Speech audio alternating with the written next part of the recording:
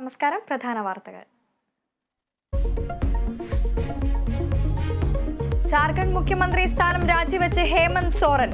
നടപടി ഭൂമി കുംഭകോണ കേസിൽ ഇഡി കസ്റ്റഡിയിലെടുത്തതിന് പിന്നാലെ ചമ്പൈ സോറൻ പുതിയ മുഖ്യമന്ത്രി.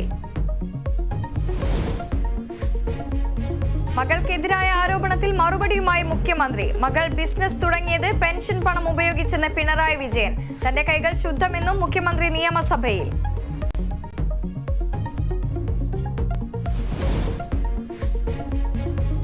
പ്രതിപക്ഷ നേതാവിനെതിരെ നിയമസഭയിൽ അഴിമതി ആരോപണവുമായി PV അൻവർ. സിൽവർ ലൈൻ അട്ടിമറിക്കാൻ VD സതീശൻ പണം കൈപ്പറ്റിയെന്ന ആരോപണം.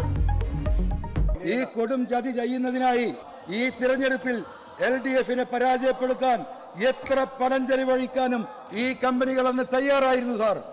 ഇനിയാണ് നിങ്ങൾ കേൾക്കേണ്ടത്. നിങ്ങളെപ്പോലും വിറ്റ് നിങ്ങളുടെ നേതാവ് പണം വാങ്ങിയിട്ടുണ്ടോ എന്ന് നിങ്ങൾ ഓരോരുത്തരും ആലോചിച്ചോ? 3 ഘട്ടങ്ങളിലായി 150 കോടി സതീഷിന്റെ കൈകളിലെത്തിയെന്ന് PV അൻവർ. പരിഹസിച്ച് സതീഷിന്റെ മറുപടി. കേരളത്തിലെ IT രംഗം ഭയങ്കരമായിട്ട് കുതിച്ചുയരുമായിരുന്നു. ഇതെല്ലാം മനസ്സിലാക്കിയ IT കമ്പനിക്കാർ ഇങ്ങനെ പ്ലാൻ ചെയ്തു. പ്രതിപക്ഷ നേതാവിന് 150 കോടി രൂപ കൊടുത്തു. അത് ഫ്രീസ് ചെയ്ത ഒരു മത്സ്യ ലോറിയിൽ ചാവക്കാട് എത്തിച്ചു. അവിടെ നിന്ന് ആംബുലൻസിൽ കൊണ്ടുപോയി.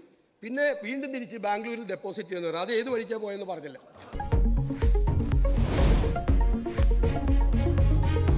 അങ്കമാലി മൂക്കന്നൂർ കൂട്ടക്കൊലക്കേസിൽ പ്രതി ബാബുവിന് വധശിക്ഷ. 2 കൊലപാതകങ്ങളിൽ 36 വർഷം തടവും. വിധി എറണാകുളം അഡീഷണൽ സെഷൻസ് കോടതിയുടേത്.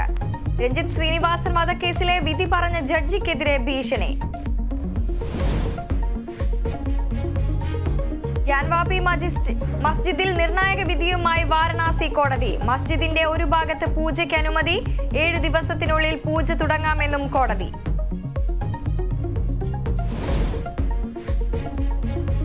രാമക്ഷേത്ര നിർമ്മാണത്തെ പ്രകീർത്തിച്ച് രാഷ്ട്രപതി ദ്രൗപദി മുർമു.